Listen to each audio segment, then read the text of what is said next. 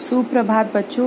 आज हम लोग काव्य खंड का दूसरा अध्याय पढ़ेंगे जो ललखद द्वारा रचित है और जिन्होंने लिखा है, जिसका मुख्य शीर्षक है वाक। ललखद के बारे में हम लोग पढ़ेंगे कि कश्मीरी भाषा की लोकप्रिय संत कवियत्री ललखद का जन्म सन 1320 ईस्वी के लगभग कश्मीर स्थित पामपोर के सिमपुरा गांव में हुआ था। उनके जीवन के बारे में प्रामाणिक जानकारी नहीं मिलती। ललखद को ललेश्वरी, लला, लल योगेश्वरी, ललारिफा आदि नामों से भी जाना जाता है। उनका देहांत सन 1391 के आसपास माना जाता है। ललखद की काव्य शैली को वाक कहा जाता है। जिस तरह हिंदी में कबीर के दोहे, मीरा के पद, तुलसी की चौपाई और अस्थान के सवैये प्रसिद्ध हैं, उसी तरह ललखद के वाक प्रसिद्ध हैं।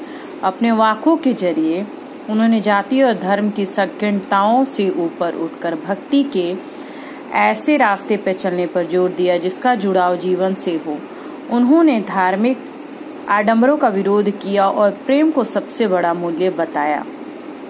लोक जीवन के तत्वों से प्रेरित ललखद की रचनाओं में तत्कालीन पंडिताऊ भाषा संस्कृत और दरबार के बोझ से दबी फारसी के स्थान पर जनता की सरल भाषा का प्रयोग हुआ है। यही कारण है कि ललखद की रचनाएं सैकड़ों सालों से कश्मीरी जनता की स्मृति और वाणी में आज भी जीवित हैं। वे आधुनिक कश्मीरी भाषा का प्रमुख स्तंभ मानी जाती है। आइए ललखद द्वारा जो काव्य है उसे हम पढ़ते हैं, जिसका मुख्य शीर्षक है वाक।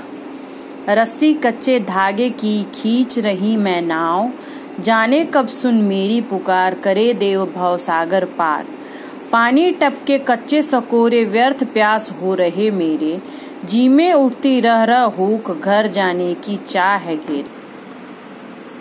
भव सागर का अर्थ था संसार रूपी सागर। कच्चे चकोरे, कच्चे धागे का बना रस।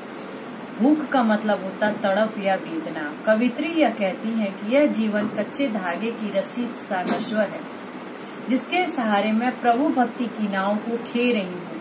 न जाने मेरे देव मेरी पुकार कब सुनेंगे और मेरा बेड़ा पार कर देंगे। कच्चे धागे से बनी रस्सी पर पानी की एकक बूंद नृत्य गिर रही है, अर्थात समय बीतता जा रहा है, मृत्यु समीप आती जा रही है। प्रभु मिलन के सब प्रयास व्यर्थ हो रहे हैं। मेरे हृदय में रह रह के एक तड़प उठती है कि मैं कब अपने प्रभु से मिलूंगी। अब मैं अपने घर अर्थात परमात्मा लोक में जाना चाहती हूँ। कवित्री जीवन जीने के साधनों को कच्चे धागे की रस्सी कह रही है। नाव प्रभु भक्ति का प्रतीक है। पानी टपकने का आशय यहाँ बताया गया है कि जीवन रूपी रस्सी को गलाने वाला तत्व अर्थात काल। कवित्री परमात्मा को पाने के लिए निरंतर प्रयास कर रही है, परंतु मिलन को नहीं पा रहा है, इसलिए उसके सहारे प्रयत्न व्यर्थ हो रहा है।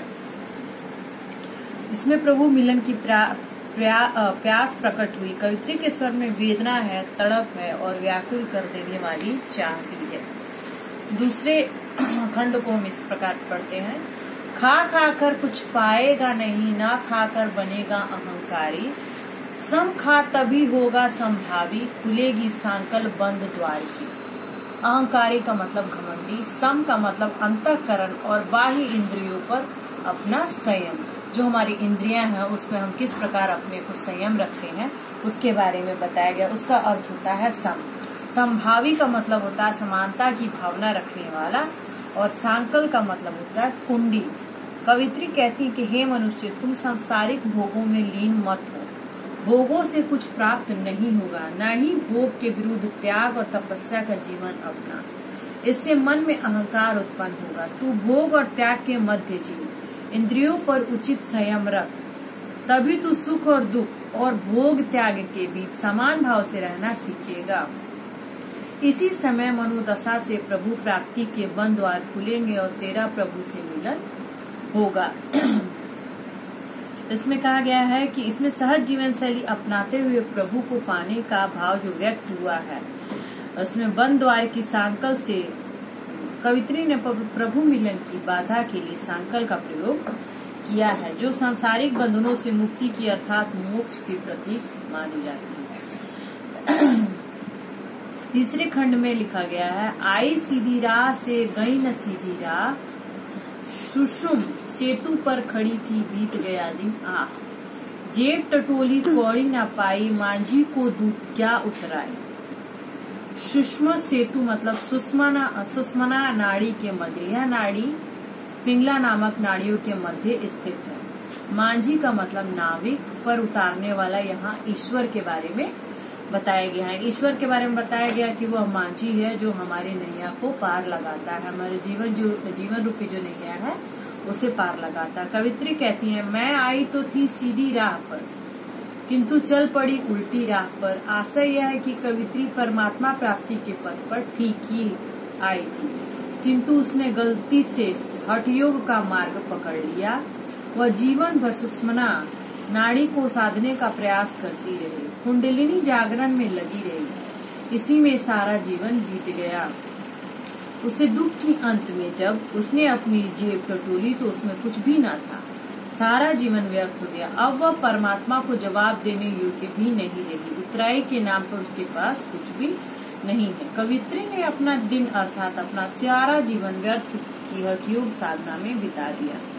मांझी ईश्वर है, वही इस भवसागर से पार कराने वाला नाविक है। कवित्री उसके सामने इसलिए परेशान है क्योंकि उसके पास उसे देने को कुछ भी नहीं है। कवित्री ने हठयोग साधन में लगकर कुछ भी नहीं किया, नहीं पाया। थल थल में बसता है शिव ही, भेद न कर क्या हिंदू मुसलमान। ज्ञानी है तो स्वयं को जान, वही है साहब से पहचान। थल का मतलब स्थान होता है, जगह होता है। शिव यहाँ भगवान को बताया गया और साहिब का मतलब ईश्वर होता है। कवित्री ये कहती हैं कि हम परमात्मा कल्याणकारी हैं, वह हर जगह विद्यमान है, इसलिए हिंदू हो या मुसलमान उसे अपनाने में किसी तरह का भेदभाव नहीं करना चाहिए। कवित्री ज्ञानी मनुष्य को संबोधित करते हुए कहती है, हे ज्ञानी, अगर तू सच्चा ज्ञानी है तो पहले स्वयं को जान, अपने आत्मा रूप को पहचान। आत्मा से ही परमात्मा को जाना जा सकता है। कवित्री अपने प्रभु को शिव नाम से पुकारती है। शिव का अर्थ कल्याणकारी। कवित्री प्रभु को कल्याणकारी मानती है। कवित्री ज्ञानी मनुष्य को प्रेरणा देती है कि वह अपने भीतर स्थित आत्मा को पहचाने, अपने वास्तविक स्वरूप को जाने। अपनी आत्मा को जानने के बाद ही परमात्मा का बोध हो सकता है। अतः ईश्वर को पहचानने का मार्ग आत्मज्ञान है। कवित्री हिंदू और मुस्लिम दोनों को इस शिव की आराधना करने के लिए प्रेरित करती है। इसी से स्पष्ट है कि उसके मन में सांप्रदायिक भेदभाव नहीं है। बच्चों, यह अध्याय यही समाप्त होता है। आप इसे ध्यान से पढ़ें और समझें।